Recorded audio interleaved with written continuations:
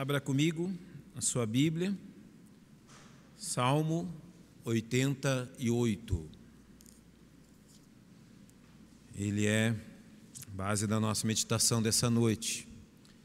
Salmo 88. É um salmo de 18 versos. Eu vou lê-los e eu peço que você se coloque em pé em reverência à leitura da palavra do Senhor. A palavra de Deus diz assim: Senhor Deus da minha salvação, diante de Ti tenho clamado de dia e de noite. Chega a minha oração perante a Tua face, inclina os Teus ouvidos ao meu clamor. Porque a minha alma está cheia de angústia, a minha vida se aproxima da sepultura. Estou contado com aqueles que descem ao abismo, estou como homem sem forças. Livre entre os mortos, como os feridos de morte que jazem na sepultura, dos quais te não lembras mais, estão cortados da tua mão. Puseste-me no abismo mais profundo, em trevas e nas profundezas. Sobre mim pesa o teu furor, tu me afligiste com todas as tuas ondas. Alongaste de mim os meus conhecidos, puseste-me em extrema abominação para com eles. Estou fechado e não posso sair. Minha vista desmaia por causa da aflição. Senhor, tenho clamado a Ti todo dia, tenho estendido para Ti as minhas mãos. Mostrarás Tu maravilhas aos mortos, ou os mortos se levantarão e Te louvarão? Será anunciada a Tua benignidade na sepultura, ou a Tua fidelidade na perdição? Saber-se-ão as Tuas maravilhas nas trevas e a Tua justiça na terra do esquecimento? Eu, porém, Senhor, tenho clamado a Ti e de madrugada Te esperará a minha oração. Senhor, por que rejeitas a minha alma? Por que escondes de mim a Tua face? Estou aflito e prestes tenho estado a morrer desde a minha mocidade. Enquanto sofro os Teus terrores, estou perturbado. A Tua ardente indignação sobre mim vai passando. Os Teus terrores me têm retalhado. Eles me rodeiam todo dia como água. Eles juntos me sitiam. Desviaste para longe de mim amigos e companheiros, e os meus conhecidos estão em trevas.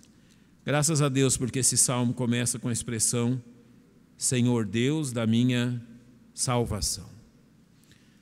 Pai, a Tua palavra está aberta diante de nossos olhos, e nós humildemente nos postamos diante do Senhor, da Tua sabedoria, da verdade que deixaste revelada a nós, reconhecendo que Tu és suficiente para nos conduzir em meio a ela, e o Teu Espírito Santo suficiente para avivar esta verdade ao nosso coração, nos aproximando de Ti. Nesta dependência nós oramos em nome de Cristo. Amém. Podem se assentar. No último domingo passado, eu falei a vocês sobre a correção do Senhor e sobre como a correção do Senhor nos causa dor e sofrimento por vezes. Ou seja, procurei demonstrar que o sofrimento que muitos de nós enfrentamos vem da correção de Deus, do peso da mão de Deus agindo sobre a nossa vida. E que é preciso, então, que nós nos submetamos à sua orientação, nos submetamos a sua direção, a fim de então aprendermos e provarmos das bênçãos do sofrimento, das bênçãos da dor, quando esta dor é causada pelo peso da mão de Deus nos disciplinando, nos corrigindo. Hoje eu quero no Salmo 88, e eu dei a esta mensagem o seguinte título: A revelação de Deus em meio à dor. Eu quero seguir no mesmo rumo, ainda no caminho da dor e do sofrimento. E eu quero observar no Salmo 88 um fato que eu creio que é o próprio propósito do Salmo 88. Eu vou descrever o que ele demonstra e depois eu vou passo a passo junto com você para que nós possamos observar o ensino desse salmo e a bênção que ele tem para a nossa vida. O Salmo 88 é um salmo de lamentação. Então ele não é um salmo de louvor. Ele é um salmo onde você encontra alguém lamentando, Olha para o verso 15, no verso 15 ele diz assim, é um salmo na primeira pessoa: estou aflito e prestes tenho estado a morrer desde a minha mocidade, enquanto sofro os teus terrores estou perturbado. Então, o Salmo 88, ele descreve alguém que está enfermo já há muito tempo, nós não sabemos que idade ele tem, mas ele diz que ele está enfermo desde a sua mocidade, e bem de acordo com a teologia daquele tempo, ele diz que eu sofro os teus terrores. Então a teologia do Velho Testamento enxergava em Deus a razão das dores de um homem, enxergava em Deus a razão do sofrimento de um ser humano. Então a semelhança de Jó, e principalmente dos 3 amigos que se achegaram a Jó, que viam no sofrimento realmente a resposta de Deus ao pecado dos homens, e depois o 4º amigo chega e diz que nem sempre é pelo pecado dos homens que eles sofrem, mas Deus pode derramar o sofrimento sobre a nossa vida como uma bênção, como uma forma de nos aproximar dele. E é o que ocorre aqui no Salmo 88. Possivelmente o homem retratado aqui na primeira pessoa, ele sofre uma doença degenerativa, e a mais comum naquele tempo era a lepra, que ia excluindo da sociedade, ia envolvendo em dores a existência de uma pessoa, enquanto ela ia literalmente definhando. Sabe, o Salmo 88, ele traz uma imagem que ela não é agradável. É a imagem de uma pessoa num estado terminal, no fim da sua vida, pela questão da saúde de uma doença que lhe ataca. Eu sei que diversos de nós aqui enfrentamos com os nossos familiares estas questões. Eu passei por essa experiência com meu pai. Uma Adriana, poucos dias atrás, enfrentou a mesma circunstância com a sua mãe. Outros irmãos têm enfrentado essa circunstância também de diversas formas. Eu estava conversando com o irmão Clóvis no sábado, nós saímos juntos para evangelizar. Ele estava contando para mim a experiência dele quando a sua esposa, a irmã Icátia, partiu. É uma visão e é uma condição difícil. Mas a Bíblia está aqui para nos falar de coisas difíceis. Ela não está apenas aqui para nos dizer como é maravilhoso servir a Deus quando tudo está bem. Mas ela também foi escrita para dizer que Deus continua presente quando tudo está mal. Ou seja, que Deus continua exatamente no seu lugar quando as coisas não vão bem. E por piores que sejam os testes, e por piores que sejam os sofrimentos, Deus não nos desampara. Mesmo que, agora entenda a grande lição do Salmo 88. O Salmo 88 não termina como normalmente os salmos de lamentação terminam. Como que é o Salmo de Lamentação? Ele começa com um clamor, ele descreve a dor e ele termina com uma oração de gratidão, de como Deus livrou o salmista em meio às dificuldades. Mas o Salmo 88 não termina assim. Ele termina com morte. Ele termina sem resposta. Ele termina com esse homem morrendo da mesma forma que ele viveu. Ele termina em meio ao mesmo sofrimento que ele descreve para nós. Então a grande lição do Salmo 88 é como Deus se revela e como Deus se apresenta, como Ele se revela ao nosso coração em meio à dor, e como isso acontece num tempo da vida onde parece que Deus escondeu o seu rosto de nós, onde parece que Deus resolveu não falar conosco. Em todo o Salmo 88 você vai perceber isso, parece que ele clama, ele não para de orar nunca. O homem do Salmo 88, ele ora do começo ao final, ele não deixa de clamar, mas ele também não encontra, aparentemente não encontra Deus respondendo. Então, o que eu quero dizer-lhe antes de iniciar a exposição do Salmo? Talvez você pense, principalmente você que é jovem, que essa é uma condição que nunca vai acontecer com você. Talvez você pense assim, que você nunca vai precisar ler o Salmo 88 num leito de dores. Talvez você imagine que aquilo que o Salmo 88 revela, ele simplesmente é a experiência de pessoas idosas, ou de pessoas que nasceram doentes, ou de pessoas que enfrentam justamente pela mão de Deus as dores que enfrentam, mas não é isso que o Salmo ensina. Ele simplesmente ensina que esse é o caminho de todos nós e que de uma forma ou outra nós vamos passar por isso também. Talvez dentro das mesmas condições que o homem do Salmo 88, talvez dentro de condições um pouco diferentes. Mas eu gostaria que você ouvisse a explanação do Salmo 88 como uma lição para a sua vida. Mesmo que você não saiba se vai precisar dela. Mesmo que você não saiba se um dia realmente você vai precisar de colocar em prática isso. Mas eu creio que Deus colocou isso na sua palavra para que a gente possa estar preparados. Comece pelo verso 1. Senhor Deus da minha salvação, esse é o nosso Deus. Ele jamais se esqueceu disso, que Deus é o Deus da nossa salvação. Então ele diz que diante de ti tenho clamado de dia e de noite. A questão aqui não é falta de oração. Você não está diante de um homem que sofre e sofre rebelde contra Deus. Não, você está diante de um homem que sofre há muito tempo e que não deixa de orar. E faz isso de dia e de noite. O grande problema dele é que aparentemente as orações dele não têm efeito.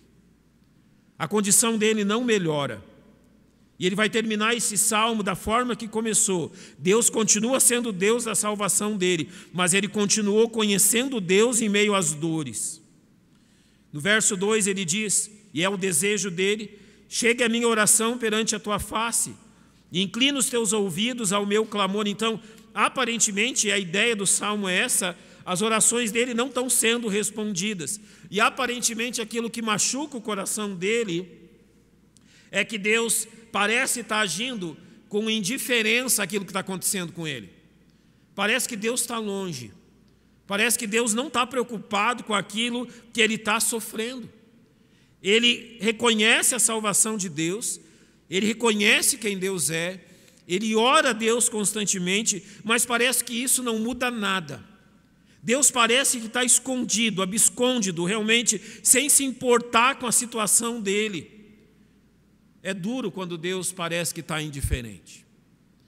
Uma das maiores provas da nossa fé é passar por aqueles tempos onde Satanás está aqui na beira do nosso ouvido dizendo que Deus não se importa, que Deus é indiferente às nossas dores e aos nossos clamores. E aquilo que torna ainda mais difícil isso é dito no verso 3, porque a minha alma está cheia de angústia e a minha vida se aproxima da sepultura. Então, além de todos os males, de todas as dificuldades, de todo o sofrimento, agora ele começa a contemplar que a história dele está no fim. Nós não sabemos por quanto tempo ele clamou. Nós não sabemos por quanto tempo esse homem orou. Nós não sabemos por quanto tempo ele sofreu. Mas o que ele diz agora é, a minha vida se aproxima da sepultura. Eu sei que essa história vai terminar logo. E eu ainda não vi Deus responder. Eu ainda não vi Deus vir em meu socorro. A situação dele é tão grave que o verso 4 diz, estou contado como aqueles que descem ao abismo. Estou como um homem sem forças. Ou literalmente, as pessoas já contavam ele como um homem morto, mesmo ainda ele estando vivo. E era o caso da sua doença terminal. Quando ele diz, estou como um homem sem forças, é que literalmente ele não tem mais forças físicas para lutar com aquilo que está acontecendo com o corpo dele. Sabe, esse relato ele nos ensina uma coisa. Por vezes o corpo de um homem, por vezes um corpo de um servo de Jesus Cristo, alguém que tem certeza da sua salvação, chega nesse estado. Não tem mais forças, não tem mais como reagir a tudo que está acontecendo. Mas daí nós lembramos daquilo que Paulo diz aos Coríntios, que nós podemos ser como abalados, chacoalhados, mas jamais angustiados. Nós precisamos, quando lemos isso, fazer a diferença entre aquilo que é o corpo e aquilo que é a alma. A dor, ela abate a nossa alma. A dor abateu o corpo dele. Mas parece que a dor não conseguiu fazer isso com o coração dele. Há pessoas que sofrem, há pessoas que têm dores terríveis, mas Deus se revela E mesmo que ele tenha dúvida sobre isso, Deus se revela mantendo o coração dele firme. Então aquilo que ele diz no verso 5 mostra bem como ele está encarando isso. Livre estou entre os mortos, como os feridos de morte que jazem na sepultura, dos quais te não lembras mais, estão cortados da tua mão. É interessante a figura que ele usa aqui. Sabe, numa batalha, quando os exércitos se enfrentam, aqueles soldados que ficam feridos, mas ainda vivos no campo de batalha, os exércitos já se separaram, mas estão todos os feridos lá sobre o campo de batalha, eles estão como que moribundos. Ele diz, feridos de morte que jazem na sepultura. Estão feridos de morte, mas ainda não morreram. Então eles estão ali no campo de batalha. Eles já foram esquecidos por todos os demais. Eles eram soldados que estavam lutando, mas agora feridos, eles estão falecendo, estão desfalecendo no campo de batalha. E ele diz, eu sou um desses. Eu já lutei a minha batalha, eu já fiz tanta coisa, eu já realmente lutei com todas as minhas forças. Mas agora as minhas feridas me fazem jazer sobre o campo de batalha. E é assim que eu me sinto. Literalmente, todo mundo já foi embora e me esqueceram aqui. Todo mundo já partiu e ninguém mais lembra que eu estou aqui. Agora no verso 6, melhor, ele olha para Deus e diz, olha, foi o Senhor que me pôs no abismo mais profundo, em trevas e na profundeza. Literalmente ele diz, olha, eu me sinto como eu já estivesse no sepulcro, onde todo mundo já me esqueceu. Sobre mim pesa o teu furor, tu me afligiste com todas as tuas ondas. É assim que ele vê a enfermidade. Ele vê a dor dele como um castigo de Deus. E aqui ele reflete bem aquilo que o Velho Testamento demonstra, não é? Que os homens sempre pensarem, os amigos de Jó são um exemplo disso, que toda dor que nós sofremos é resultado do castigo de Deus. E depois o quarto dos amigos demonstra que as coisas não são assim. Quando ele diz, tu me afligiste com todas as tuas ondas, é como a imagem de uma tempestade no mar, onde onda após onda vem e o encobre, e o chacoalha e o faz afogar-se um pouco mais. É assim que ele se sente, como açoitado pelas ondas. Então o verso 8 completa a visão dele quando ele diz, alongaste de mim os meus conhecidos, puseste-me em extrema abominação para com eles, estou fechado e não posso sair. Literalmente, eu estou de quarentena, eu estou preso, eu não tenho como sair daqui. O Senhor alongou de mim os meus conhecidos, ou seja, essa doença fez com que todos que eu conhecia se afastassem de mim. Eu sou como alguém em quarentena. Se era realmente a lepra, era verdade. As pessoas não podiam se aproximar dele. E ele simplesmente olha assim, olha, eu estou fechado, eu quero, mas eu não posso sair daqui. Ele está como preso numa prisão. Não é estranho que isso aconteça com o ser humano. Muitos de nós terminam a vida assim, presos numa prisão de dor e sofrimento. Não há para onde se debater, não há para onde correr, não há como se livrar. A circunstância é pesada, ela é dura, mas ele termina dizendo, eu não posso sair. Eu sei que o primeiro pensamento, quando a gente olha para isso, é pensar que Deus está castigando. Mas quando nós continuarmos a explanação do Salmo, você vai perceber que não tem castigo aqui. Não tem o peso da mão de Deus aqui. Parece que esse eu não consigo sair, eu não posso sair, se torna algo mal, mas não é algo mal. Não é uma maldição. Não é realmente algo destrutivo. A doença é destrutiva, mas não a condição dele. Deus está atento a tudo isso e Deus tem um objetivo nisso. Mas até que ele entenda o objetivo de Deus, e agora essa parte seguinte do Salmo, apresenta o questionamento dele contra Deus a respeito desse tempo de dor. Até que ele entenda isso, ele vai questionar Deus a respeito de determinadas coisas. Então esse é o próximo passo para a gente dar. Nota no verso 9, que ele diz, a minha vista desmaia por causa da aflição. Senhor, tenho clamado a Ti todo dia, tenho estendido por Ti as minhas mãos. Então, novamente aqui ele repete que ele não deixa de orar em momento algum. E mesmo diante de toda essa circunstância difícil, ele não é a pessoa que deixa de clamar ou orar a Deus. O seu questionamento é sobre quando Deus afinal resolverá agir, e não sobre se Deus agirá. Ele não tem dúvida que Deus vai fazer uma coisa, mas ele está questionando Deus quando que isso vai acontecer. Talvez a dor seja a pior das esperas. Quando nós temos dor, é difícil ter paciência. É difícil ser paciente no meio da dor.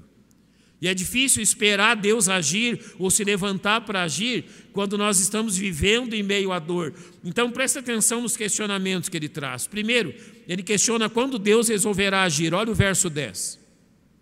Mostrará tu maravilhas aos mortos, ou os mortos se levantarão e te louvarão? Ele é meio irônico aqui. Ele diz assim: Senhor, tu vai agir quando a morte já tiver me levado? Porque, Senhor, eu tenho clamado ao Senhor o tempo todo. Então, eu estou começando a imaginar que o Senhor vai esperar eu morrer para depois agir. E a pergunta dele é: os mortos se levantarão e te louvarão? Literalmente, o que eu vou fazer de agradecimento ao Senhor depois de já tiver morrido?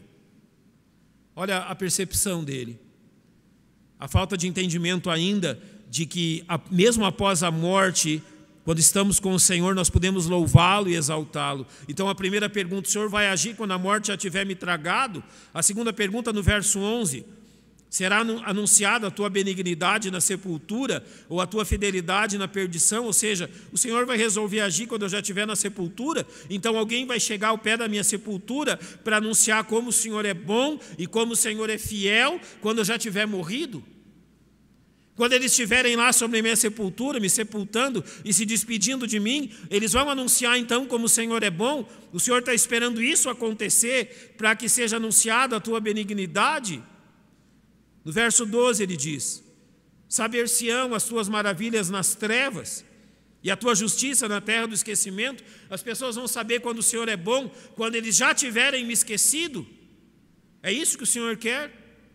O Senhor quer que as pessoas venham te adorar depois de mortas, quando estiverem na sepultura, quando forem esquecidos pelos outros homens? Afinal de contas, Deus, quando o Senhor vai resolver agir?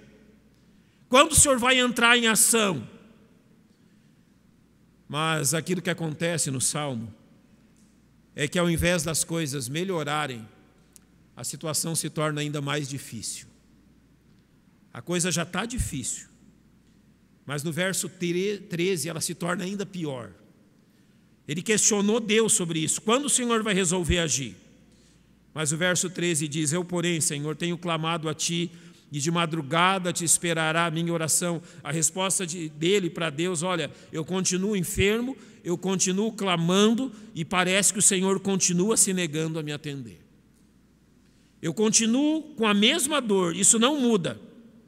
De madrugada eu levanto a minha oração para o Senhor, eu clamo ao Senhor, mas parece que o meu pedido de socorro nunca é ouvido.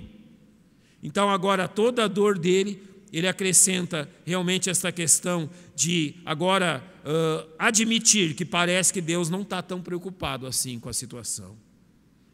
O verso 14 ele diz: Senhor, por que rejeitas a minha alma? Por que escondes de mim a tua face? É literalmente o que ele está perguntando é: Deus, afinal, o que foi que eu fiz? Eu só queria saber isso do Senhor. Afinal de contas, o que eu te fiz? Qual é o problema? Você lembra de Jó? Jó nunca soube dos capítulos 1 e 2. Jó viveu todo o seu sofrimento sem jamais imaginar que aquilo que narra o capítulo 1 e 2 do seu livro, escrito por Moisés, cremos, que Satanás havia desafiado Deus e que Deus havia demonstrado a fidelidade de Jó e que Deus permitiu que Satanás tocasse na vida de Jó. Ele passou, nós não sabemos quanto tempo o sofrimento de Jó teve, por quanto tempo ele se estendeu, mas em determinado momento Jó, ele quer uma audiência com Deus, para que Deus diga a razão daquilo. Deus, afinal, por que tudo isso está acontecendo? Sabe como é que termina o livro de Jó?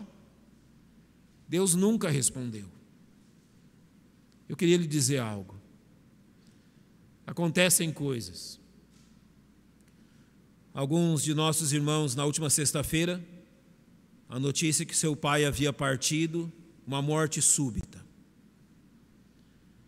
Quando a gente se encontra em circunstâncias assim, a gente quer uma explicação da parte de Deus.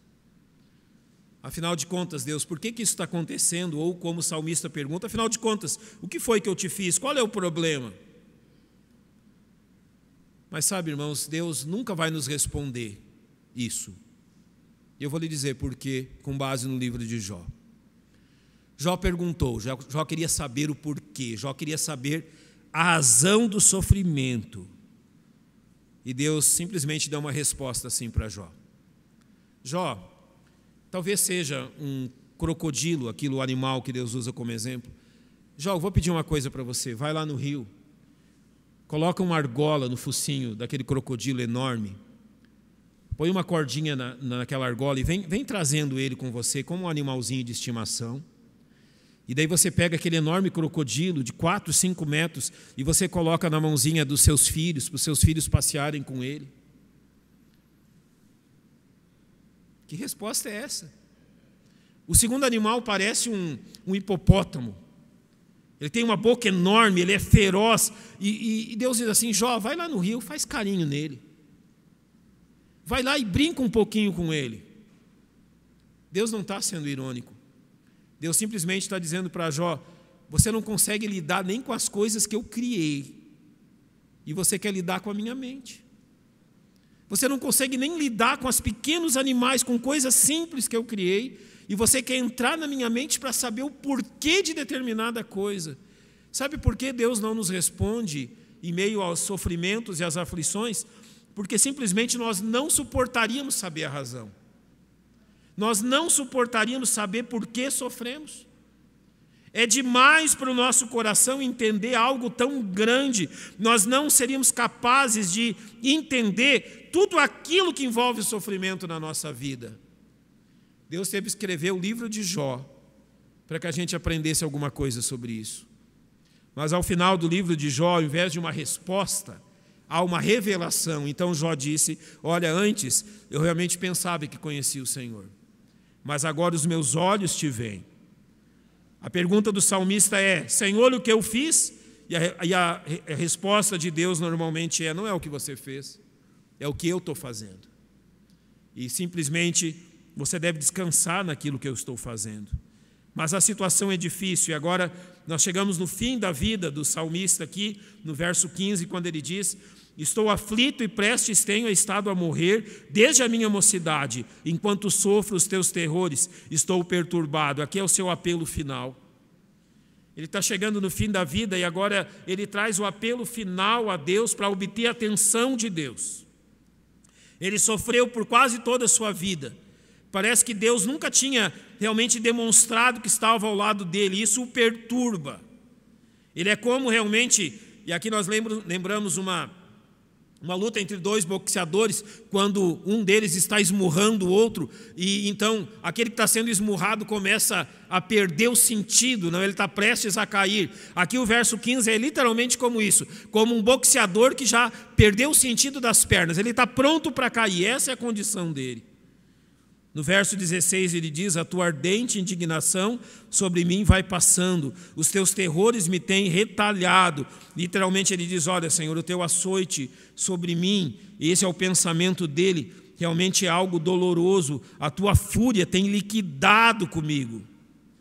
No verso 17 ele diz que não conhece mais nada além da dor ao dizer, eles me rodeiam todo dia como água, eles juntos me sitiam, ou seja, a dor e o sofrimento, ele se tornou escravo deles, da dor e do sofrimento. Então o salmo termina assim, desviaste para longe de mim amigos e companheiros, e os meus conhecidos estão em trevas. Ele simplesmente termina dizendo, olha, os homens me abandonaram, eu acho que Deus me abandonou, e simplesmente termina assim. Não tem resposta. Eu vou fazer uma pergunta a você. Com base nesse salmo, você acredita que Deus falhou com esse homem? Deus falhou ao salmo não terminar com uma resposta positiva? Deus está errado? O problema aqui está em Deus? Eu creio que a palavra de Deus ela pode nos ajudar com isso. Porque muitas vezes clamamos a Deus e parece que Ele não responde. Porque muitas vezes somos atormentados pela dor e parece que Deus está distante. Como que a Bíblia nos ajuda nisso? Eu gostaria que você abrisse sua Bíblia comigo em 1 Coríntios 10, 13. Paulo diz assim aos Coríntios: não veio sobre vós tentação senão humana, mas fiel é Deus, que não vos deixará tentar acima do que podeis. Antes, com a tentação, dará também o escape, para que a possais suportar. Vamos por partes, entendendo como Paulo descreve essa circunstância. Ele começa a falar de problemas, e ele diz assim: não veio sobre vós tentação, ou literalmente problemas, desafios. E todos esses problemas e desafios estão dentro da esfera humana. Irmãos, tudo aquilo que nós enfrentamos de dores e sofrimentos estão dentro da esfera humana da vida. Não há nada extraordinário aqui. Não há nada fora do seu lugar. O sábio diz no livro de Eclesiastes, no capítulo 1, o que foi, isto é o que há de ser. E o que se fez, isso se fará. De modo que nada há de novo debaixo do sol. Há alguma coisa de que se possa dizer: vê, isto é novo, já foi nos séculos passados, que foram antes de nós. Diferem as pessoas, difere o lugar, difere o tempo, mas o âmago é o mesmo, causada pela mesma questão, e que nos faz lembrar da mesma verdade, aquilo que o pecado fez em nós. Aquilo que o pecado nos tornou. E aqueles problemas e dificuldades e dores citadas por Paulo aqui são definitivamente um modo de Deus abrir os olhos das pessoas para reconhecer que a Bíblia está certa e que aquilo que a Bíblia fala sobre nós é a verdade. Ou seja, Paulo diz: não veio sobre vós tentação, provação fora do terreno humano. Mas então ele nos encoraja com uma verdade ao dizer que Deus é fiel. Ou seja, as ações de Deus correspondem ao seu caráter, que é santo e amoroso. Nós temos que responder com base no Salmo 88. Deus busca o mal dos homens? Deus busca o sofrimento dos homens? Deus busca a dor dos homens? Não, jamais. Deus não busca isso. Deus não se diverte com as nossas dores. Deus não se diverte com o nosso sofrimento. Ezequiel diz no capítulo 33: vivo eu, diz o Senhor Deus, que não tenho prazer na morte do ímpio, mas em que o ímpio se converta do seu caminho e viva. Deus não tem prazer em ver um homem incrédulo sofrendo. Deus não tem prazer em ver um homem sem Cristo padecendo numa cama de hospital, padecendo de uma enfermidade degenerativa, enquanto sofre todo tipo de dores. Deus, ele não é sarcástico. Deus, ele não é mau. Ele não olha para isso com prazer. Deus realmente usa da dor, mas usar da dor não lhe causa prazer algum. É a escola da dor. Quanto aos crentes, Romanos 8, 28 diz que sabemos que todas as coisas contribuem juntamente para o bem daqueles que amam a Deus, daqueles que são chamados segundo o seu propósito. Ele não está dizendo que tudo é bom. Ele não está dizendo que a dor é boa. Ele não está dizendo que o sofrimento é bom, mas que Deus pode usar de coisas terríveis para o nosso bem. Deus pode usar das piores dores para abençoar uma pessoa. E nós podemos aqui simplesmente olhar para a nossa vida e dizer: quantas vezes Deus não fez o mesmo conosco? Quantas vezes Deus não nos aproximou mais dele por meio da dor e do sofrimento? Mas além da fidelidade de Deus, há mais uma promessa. Ele não vos deixará tentar acima do que podeis. Literalmente, Deus sabe o que é melhor para nós, e a sua soberania, o seu poder controlam a intensidade das nossas provações. Ele sabe até onde suportamos. Você já se perguntou, porque alguns de nós aqui já passaram por tempos dificílimos na sua saúde, ou porque alguns dos nossos que já partiram enfrentaram meses e anos de sofrimento? Afinal de contas, isso é uma loteria que Deus vai escolhendo? Isso é um jogo onde Deus vai escolhendo alguns de nós para sofrer? Não. As pessoas que sofrem não são piores do que você. As pessoas que sofrem não são mais pecadoras do que você. Quando Deus permite que isso aconteça com seus filhos, eles simplesmente demonstram que eles são capazes de suportar isso. Então, os seus irmãos que sofrem, eles são mais fortes do que você. E são capazes de suportar a provação que Deus colocou sobre eles. Em Salmo 103, o salmista diz: pois Ele conhece a nossa estrutura, lembra-se que somos pó. Deus sabe como cada um de nós é. E as dores que enfrentamos estão debaixo da sua fidelidade. Ainda Paulo vai dizer que junto com a tentação, com a provação, Deus também dará o escape, para que a possais suportar. Ou seja, literalmente, junto com a provação, Deus envia também a solução. Junto com a provação, Deus envia o poder de suportar as lutas. Porque haverão duras provas, diante das quais Deus mandará o livramento. Mas também haverão duras provas, onde Deus simplesmente nos dará forças para suportar. Deus tanto pode mandar o livramento, quanto Deus pode mandar forças. Mas e de uma ou de outra forma, a verdade é que Ele jamais nos desampara. O Salmo 37 diz: porque o Senhor ama o juízo e não desampara os seus santos, eles são preservados para sempre. Não diz aqui que eles não sofrem, não diz aqui que eles não têm dores, mas diz que eles são preservados, e isso se aplica ao homem do Salmo 88. Então ele diz, e a forma que isso se aplica agora a este homem, nós podemos completar dizendo, como então 1 Coríntios 10:13 se aplica ao homem do Salmo 88. Primeiro, a experiência do homem do Salmo 88 repete-se milhares e milhares de vezes a cada ano, em Goiânia e em outras cidades.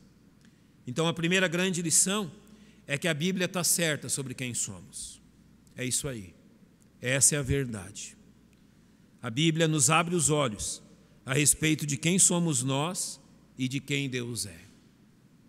Além de tudo isso, a grande lição que fica para nós é que Deus buscou sempre o bem desse homem. Ele duvidou disso. Ele pensou, será que realmente Deus está interessado nisso? Sim, Deus buscou o bem dele. Possivelmente, se não fosse essa enfermidade, ele jamais se voltaria para Deus. Possivelmente, se não fosse essas dores, esse homem teria se esquecido de Deus por toda a sua vida e teria partido desse mundo incrédulo, condenado. Então isso nos ensina uma lição. Deus está mais preocupado com o nosso bem-estar eterno do que com o nosso conforto terreno. Deus tem mais preocupação com a nossa eternidade do que com o conforto de alguns anos nessa vida. E se o sofrimento se abater sobre um ser humano, Deus o quer para o seu bem, não para simplesmente o bem nessa vida, mas o seu bem eterno, abrindo seus olhos para a sua verdadeira necessidade de salvação. Quando Deus diz que não nos deixará tentar acima do que podeis, e talvez nós tenhamos um pouco de dó do homem do Salmo 88, eu quero dizer-lhes um pouco daquilo que tratamos nesta manhã sobre aqueles que tiram a sua própria vida. Mesmo com toda a dor da sua enfermidade, ele caminhou até o fim. E a tentação de tirar a sua própria vida talvez tenha ocorrido, mas ele não permitiu que ela o dominasse.